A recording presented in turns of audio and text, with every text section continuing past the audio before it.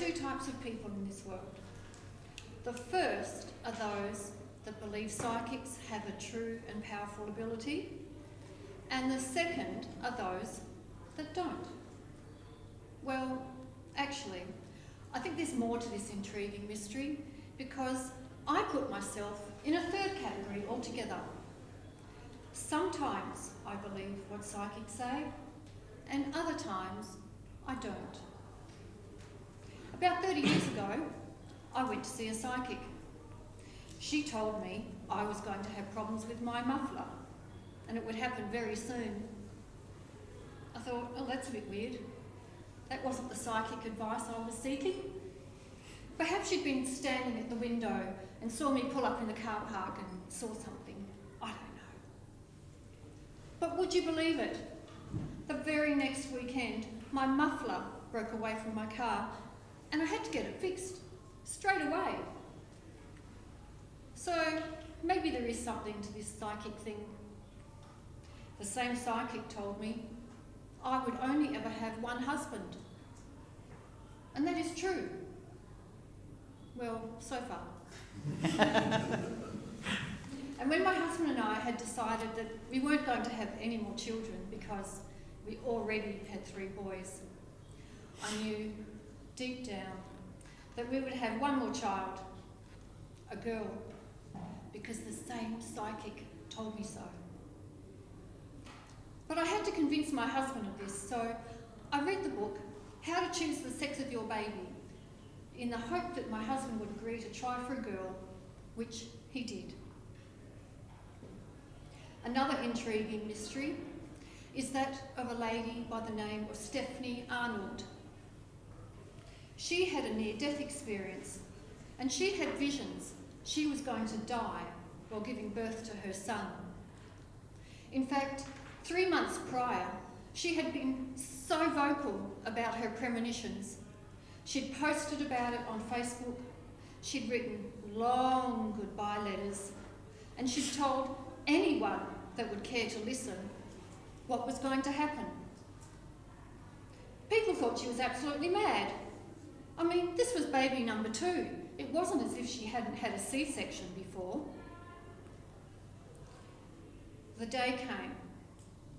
Stephanie gave birth to a healthy baby boy, and a few seconds later, she flatlined, and she was dead for 37 seconds. Her visions had come true. The intriguing mystery of Stephanie's visions, medically explained, was she had an amniotic fluid embolism. This is when the amniotic fluid enters the mother's bloodstream, triggering a serious reaction where the lungs and heart collapse and there's massive bleeding. 10% of women who die at childbirth die because of this. Because Stephanie had been so vocal about her premonitions with everyone, including her doctors, they had arranged for extra blood and resources to be in the delivery room. This is ultimately what saved her life. Stephanie now shares her psychic visions with family and friends, warning them of any impending danger they may be in, only if she thinks they would like to hear it. But not all psychics have such good intent. Many psychics give vague and false readings, predominantly for monetary gain. One of the most vocal skeptics of the intriguing mystery of true psychic ability is James Randi. You may have never heard of James Randi, but back in 1956, he broke one of Harry Houdini's records. James is a former magician, illusionist, and escapologist. He has long since retired from stage performing, and he is now a full-time investigator of psychic and paranormal claims, or woo-woo, he likes to call it. He says such claims are not intriguing mysteries, and they are all trickery and can be proven with science. James is so infuriated by the outrageous fees that some psychics give, he made it his mission to expose them. In particular, he was incensed by the psychic Sylvia Brown.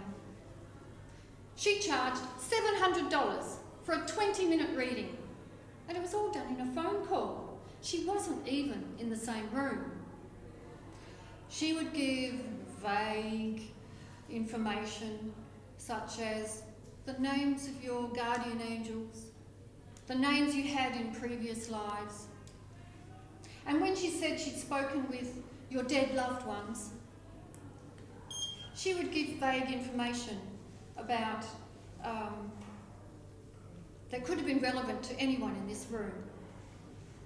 But you know, this whole business about talking with dead people, it's really not that big a deal.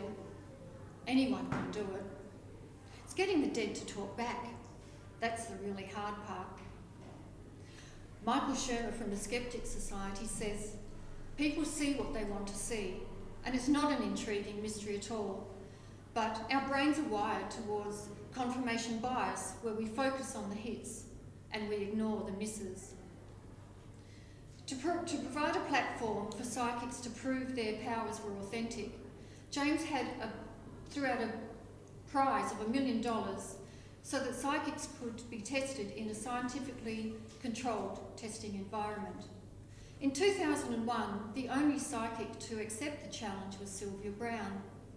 She did this when she was on she accepted the challenge when she was on live national TV.